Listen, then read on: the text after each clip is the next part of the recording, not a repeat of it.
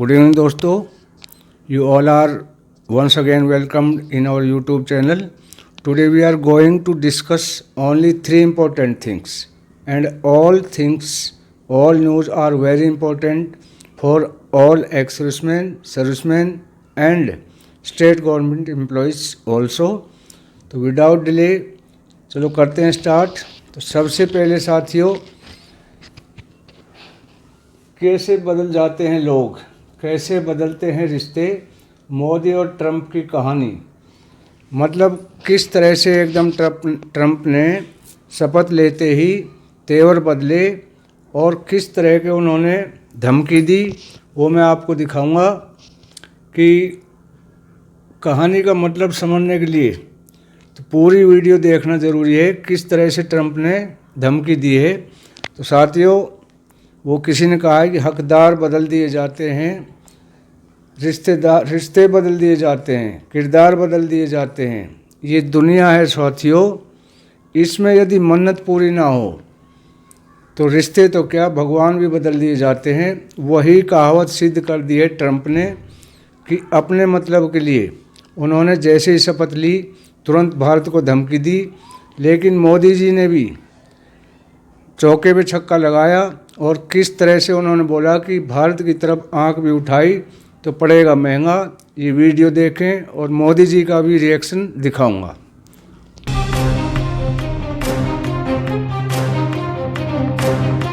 नमस्कार, स्वागत है आप सभी का एनवेफ न्यूज पर। मैं हूं आपके साथ रोहित। 20 जनवरी वो दिन था जब अमेरिका में फिर एक बार ट्रंप राज कायम हुआ।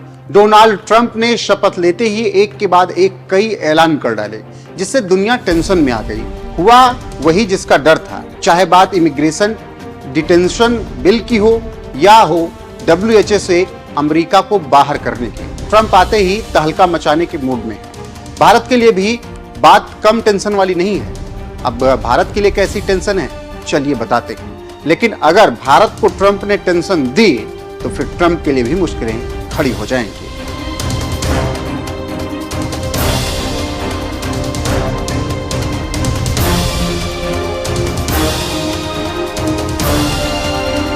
ट्रंप आएंगे तो बड़े बदलाव करेंगे, इसकी आशंका तो पहले से थी। लेकिन ट्रंप आएंगे और आते ही भारत को आंख दिखाएंगे, इसकी कल्पना तो भारत ने भी नहीं की थी। ट्रंप के पहले कार्यकाल में मोदी और ट्रंप की दोस्ती खूब अच्छी रही। दोनों देशों के बीच व्यापारिक, सामरिक और रक्षा क्षेत्र में कई सौदे हुए। ऐसे में माना जा रहा था कि इस बार ट्रंप इस दोस्ती को यूं ही बरकरार रखते हुए एक दूसरे का हाथ उसी मजबूती से थामे रहेंगे। लेकिन ट्रंप तो कुछ अलग ही तेवर में नजर आ रहे हैं। यहां तक कि चेतावनी भी जारी कर दी। ये चेतावनी है भारतीय प्रोडक्ट पर 100% टैरिफ लगाने की। इससे सीधे सीधे तो नहीं, लेकिन इशारों में भारत को लेकर ट्रंप ने अपने इरादे बता दिए। दरअसल राष्ट्रपति ट्रंप ने सत्ता संभालते ही ब्रिक्स देशों से सीधे सीधे कह दिया कि अगर वो डॉलराइजेशन की कोशिश करेंगे तो इसकी कीमत उन्हें हाई टैरिफ से चुकानी पड़ेगी, यानी अमेरिका जाने वाले प्रोडक्ट्स पर 100% टैक्स। इससे सामान के दाम अप्रत्याशित रूप से बढ़ जाएंगे, जिसका असर उनकी बिक्री पर भी होगा। भारत के लिए यह टेंशन वाली बात इसलिए है क्योंकि भारत भी ब्रिक्स देशों का हिस्सा है। ऐसे में अमेरिका में भारतीय सामानों की कीमत लगभग दोगुनी हो जाएगी। क्या होता है डी-डॉलराइजेशन? ट्रंप ने अपने इस बड़े ऐलान के दौरान डी-डॉलराइजेशन का जिक्र किया। ऐसे में डी-डॉलराइजेशन का मतलब जान लेते हैं। दरअसल डॉलर से बचने के लिए कई देश अपनी अलग मुद्रा बनाने की कोशिश कर रहे हैं, यानी वैश्विक व्यापार में डॉलर की उपयोगिता या प्रभाव को कम करने की कोशिश ब्रिक्स में शामिल देश कर रहे हैं। ये देश हैं रूस, चीन, भारत, ब्राजील, दक्षिण अफ्रीका, ईरान, मिस्र, इथोपिया और UAE। हालांकि डी-डॉलराइजेशन की कोशिश रूस और चीन की तरफ से भी की जा रही है। इसका भारत का दूर दूर से कोई वास्ता नहीं है। लेकिन ट्रंप ने अपनी धमकी में ब्रिक्स देशों का जिक्र किया। ऐसे में भारत पर भी इसका गहरा असर हो सकता है। ट्रंप की यह चेतावनी भारत अमेरिका के व्यापारिक रिश्तों को खराब भी कर सकती है। क्या होगा भारत का कदम? किसी भी चुनौती से डील करने के दो रास्ते होते हैं। पहला, उसके हर पहलू पर सोच विचार कर शांति से और समझदारी से बातचीत का रास्ता अपनाया जाए। दूसरा कि जैसे को तैसा उसे उसी की भाषा में जवाब दिया जाए। ट्रंप की नई चुनौती से निपटने के लिए भी भारत इन दो तरीकों पर चल रहा है। इसके लिए भारत अमेरिका को कुछ ऑफर भी कर सकता है। अमेरिका से आयात बढ़ा सकता है भारत। अमेरिका की ऊर्जा जरूरतों को पूरी कर सकता है भारत। कच्चे तेल के आयात का मौका दे सकता है भारत। रक्षा क्षेत्र में अमेरिका के साथ अहम डील हो सकती है। अमेरिकी हथियार, ड्रोन, लड़ाकू जेट, मिसाइल समेत कई डिफेंस सौदे कर सकता है। भारत के इलेक्ट्रॉनिक बाजार में अमेरिकी प्रोडक्ट्स के आयात को बढ़ाना, खाद्य पदार्थों में प्रोटीन सप्लीमेंट, मेवे और दालों का आयात बढ़ा सकता है। भारत हेल्थ सेक्टर में अमेरिकी प्रोडक्ट का आयात को बढ़ाना न केवल बढ़े हुए टैरिफ से भारत को बचा सकता है, साथ ही अमेरिका और भारत के व्यापारिक सौदे में नुकसान को भी बचा सकता है। अब आते हैं दूसरे ऑप्शन पर, यानी सामने वाले को उसी की भाषा में जवाब देना, यानी जैसे का तैसा। इसके लिए भारत भी अमेरिकी प्रोडक्ट पर टैरिफ रेट बढ़ा सकता है। अमेरिका से आयात को कम करना, अमेरिका से आयात कम कर अन्य देशों से आयात के लिए हाथ मिलाना, भारतीय बाजार में नए देशों को इनवाइट कर सकता है। भारत अमेरिकी प्रोडक्ट पर निर्भरता कम, घरेलू उद्योग को बढ़ावा, कृषि प्रोडक्ट, ऑटोमोटिव पार्ट्स, विस्की समेत कई अमेरिकी प्रोडक्ट्स पर टैरिफ। हालांकि भारत पहले इस ऑप्शन से बचना चाहेगा, क्योंकि भारत की प्रमुखता हमेशा से ही दोनों देशों के बीच आपसी रिश्तों की निरंतरता को बनाए रखने की होती है। भारत की कोशिश फ्रेंडली रिश्तों को बढ़ावा देने की रहती है, ना कि कमजोर करने की। लेकिन वही बात हो गई ना, कोई छेड़ेगा तो भारत हाथ पर हाथ धरे थोड़ी बैठे रहेगा। वहीं दोनों देशों के बीच ये व्यापारिक तनाव अमेरिका को भी भारी पड़ सकता है। ऐसे में वो भी टैरिफ के मामले में भारत को छूट देने का ऑप्शन अपना सकता है। बहरहाल ट्रंप की चेतावनी किसके लिए चुनौती बनेगी, ये तो देखने वाली बात होगी। लेकिन अगर ट्रंप ने भारत को ज्यादा आंख दिखाई तो फिर भारत भी ऐसा बदला लेगा कि ट्रंप के लिए मुश्किलें खड़ी हो जाएंगी। दूसरी हम बात करेंगे एनपीएस की जगह यूपीएस इन 2004 नोटिफिकेशन हुआ जारी, और भारत सरकार का ये गजट नोटिफिकेशन आप देख सकते हैं स्क्रीन पे, मैं आपको दिखाऊंगा, ये क्लियर देख सकते हैं, तो मैं पढ़ के भी आपको साथ साथ सुनाऊंगा। यहाँ पर देखिए, आज ही अपडेट किया गया है, कल की डेट में साइन हुआ है, आज पब्लिश हुआ है, हो गया है।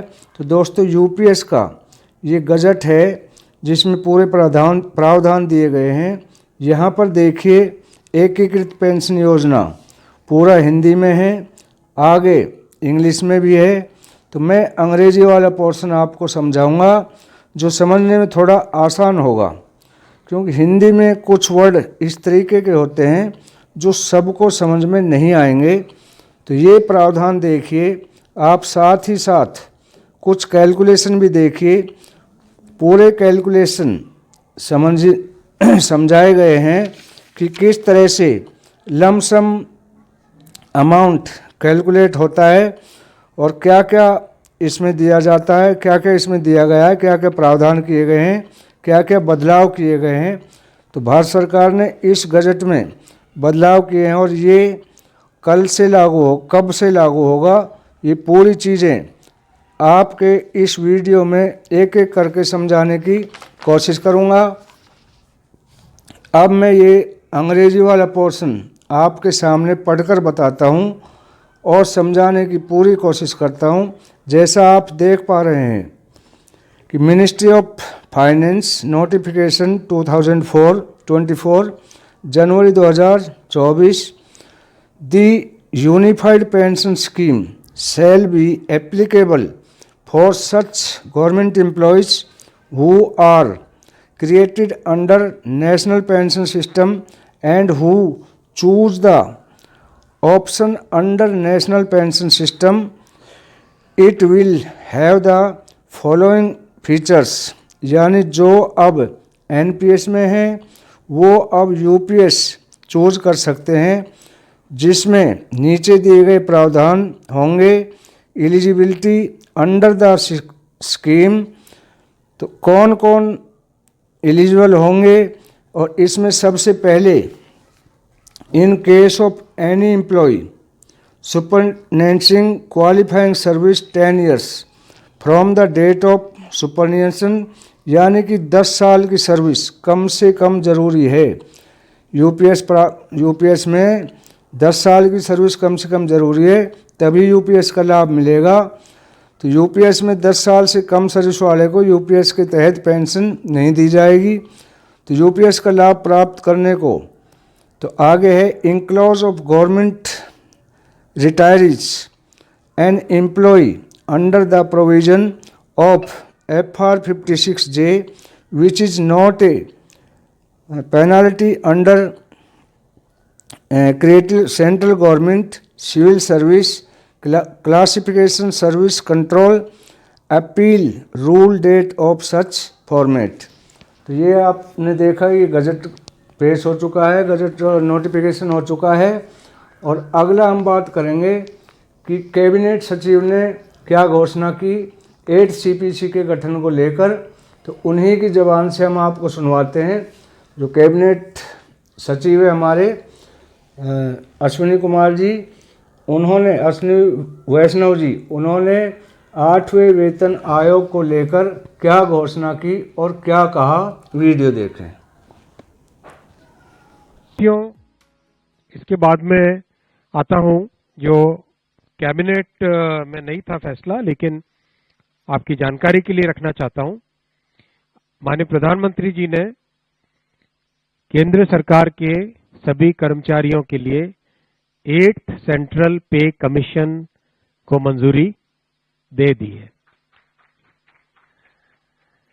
8th सेंट्रल पे कमीशन आप सब जानते हैं 1947 से अब तक 7 पे कमीशन हुए हैं और प्रधानमंत्री जी ने एक रेगुलर रिदम के साथ पे कमीशन बनाने का जो एक संकल्प लिया है, उसके हिसाब से 2016 में लास्ट पे कमीशन 7th पे कमीशन स्टार्ट हुआ था। तो 2026 में इसका टर्म कंप्लीट होता है। उससे वेल बिफोर 2025 में 8th पे कमीशन स्टैब्लिश करने से सफिशिएंट टाइम मिलेगा so that the recommendations can be received well before the completion of the period of 7th पे कमीशन। जैसा आप जानते हैं इसमें मैसिव कंसल्टेशन होगा with the state governments, with all the different stakeholders in the central government, in the PSUs, इन सब के साथ डिटेल्ड कंसल्टेशन होगा और चेयरमैन एंड 2 मेंबर्स का भी शीघ्र अपॉइंटमेंट होगा। एक तरीके से ये एक बहुत बड़ा फैसला है जिसमें जो केंद्र के कर्मचारी है, और जैसा आप जानते हैं 1 सेंट्रल पे कमीशन कम्स, उसके बाद में करीब करीब हर देश के जितने भी ऑर्गेनाइजेशंस हैं वो सब उसी को फॉलो करते हैं। So this is a major decision I would like to share with you कि किस तरह से जो कैबिनेट सचिव है हमारे अश्विनी जी, उन्होंने भी क्या बयान किया, किस तरह से बजट की घोषणा की, इसकी 8वें वेतन आयोग की। तो ये थी साथियों आज की वीडियो। जानकारी अच्छी लगी हो तो लाइक, शेयर और सब्सक्राइब अवश्य करें ताकि हम हर अपडेट से आपको सबसे पहले अवगत करा सकें। जय हिंद, जय भारत।